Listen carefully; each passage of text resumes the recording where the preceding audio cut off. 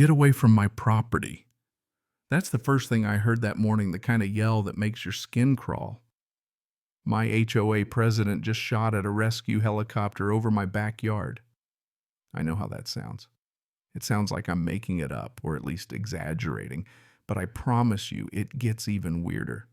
3 gunshots, 3 fired straight at people who were just trying to save a man's life. And what really twists the knife is how she somehow knew that helicopter was coming before anybody else did. I mean, who just has a rifle ready for air operations in a quiet Colorado neighborhood?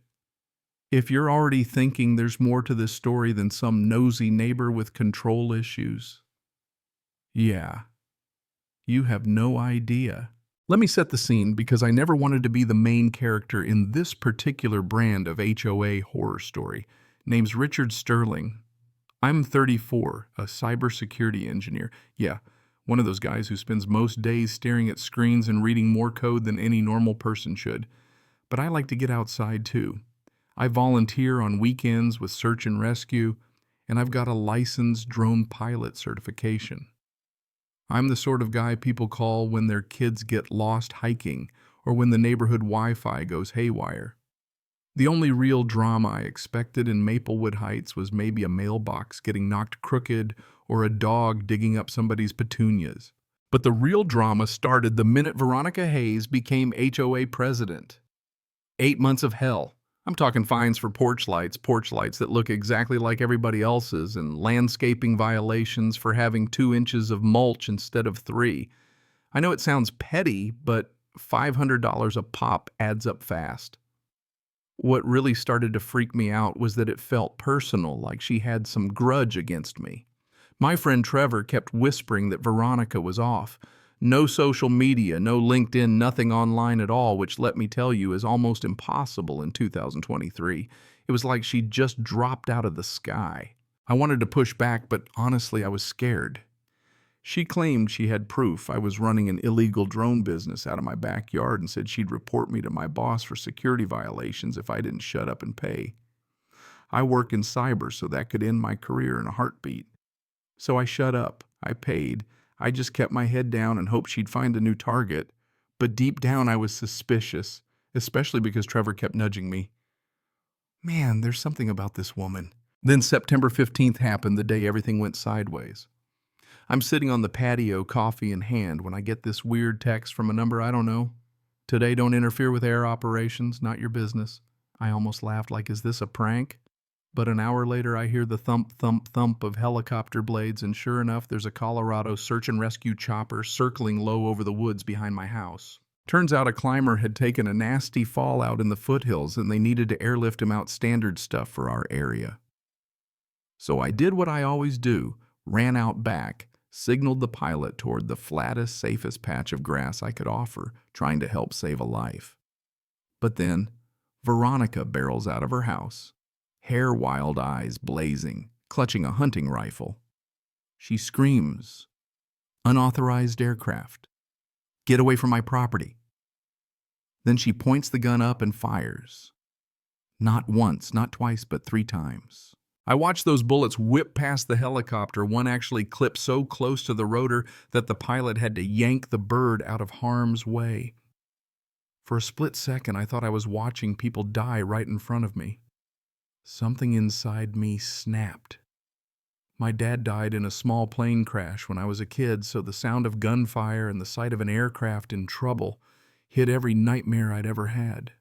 My hands were shaking, but I managed to record the whole thing on my phone and start uploading it to the cloud just in case. Cops showed up 15 minutes later, but by then Veronica had slipped into a whole new persona. Cool, calm, collected. She had documents ready, pictures of my drone with fake business markings, lawyers' phone numbers, even claims that she'd acted in self-defense against a coordinated drone attack. I'm standing there, jaw on the ground, listening to her feed the police this well-rehearsed story while the rest of us are still in shock. I realized she hadn't just lost her mind, she was orchestrating the whole thing. But the kicker, the signatures on all those violation notices I'd gotten didn't match the one on her HOA election forms. Trevor and I started to dig. Turns out every single thing about Veronica was a lie. No digital footprint, no records, nothing. We laid out every violation, every fine, every threat, and the handwriting didn't match. It was like she was a ghost. That's when the FAA showed up. An investigator named Anna White took one look at my evidence and ran Veronica's info through her databases. The result: the real Veronica Hayes died 3 years ago in a car crash in Phoenix. The woman in our neighborhood was Diane Foster, a disgraced former insurance adjuster with a history of fraud and a monstrous gambling problem. She'd stolen a dead woman's identity and run our HOA like her personal bank, issuing fake fines, funneling the money through bogus vendors, and disappearing every weekend to lose it all at local casinos. The thing that chilled me: Diane had a whole database of our personal info, bank accounts, social security numbers, employment details, everything you'd need to wipe out a family's finances. Trevor and I spent sleepless nights combing through her digital files, realizing how close we'd all come to losing everything. Diane was selling our identities to crime rings, laundering money through fake HOA expenses, and targeting me specifically because she thought I might blow her cover. That's when the FBI took over, sending in Agent Rebecca Torres. Torres wasn't just another suit. She'd lost a major HOA fraud case in Phoenix years earlier and was determined not to let it happen again. She uncovered a trail of criminal activity that spanned 3 states, dozens of families, and millions in laundered money. Turns out, Diane had done this before. Different names, different cities, same playbook. Every time she left a trail of ruined lives and vanished before anybody could stop her. Her arrest made national news, but the media storm was insane. Diane's lawyer painted her as a victim, a woman driven to desperation by addiction, a single homeowner defending herself against high-tech surveillance and gentrification. People ate it up, at least at first. But the truth was undeniable. The evidence was airtight, from cloud-stamped video to casino transaction records and testimony from the people whose lives she'd wrecked.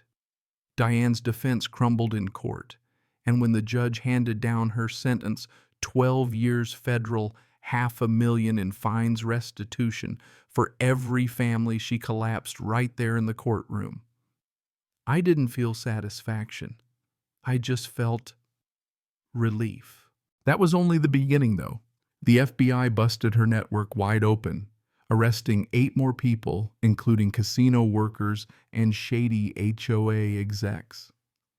Congress even passed a new law: background checks for HOA board members, mandatory transparency, real teeth for community crime. Maplewood Heights went from being the punchline of the evening news to the integrity community property values shot up, families lined up to buy in. Trevor built a whole startup out of fraud detection for HOAs. I got roped into being the new HOA president, which honestly terrified me more than the trial. We started holding annual rescue days in honor of the climber who almost died in my backyard, Nathan Wells, who became a kind of local hero. The Netflix doc on our story picked up an Emmy nomination. Even Diane from prison wrote a letter saying she hoped the neighborhood would heal. But there's a lesson in all this, and it's not about revenge or winning against some HOA villain. It's about what happens when good people stay silent out of fear, when we trust too much in titles and paperwork and forget to look out for each other. Our little neighborhood nearly got picked clean by a master thief hiding behind rules and bureaucracy. In the end, it took one moment of panic, a gunshot at a rescue helicopter, for the truth to come out and for people to finally stand up. So, next time you hear about some HOA scandal and think it's just first world problems, remember this: sometimes the person holding the rule book is the one robbing you blind. Sometimes the only way to save your community is to rock the boat and make some waves. And sometimes justice is just the beginning of a story that'll have everybody arguing in the comments section for years. Speaking of which, let me hear your wildest HOA stories. What's the craziest thing you've seen in your neighborhood? Drop it below, and let's see who can top this one.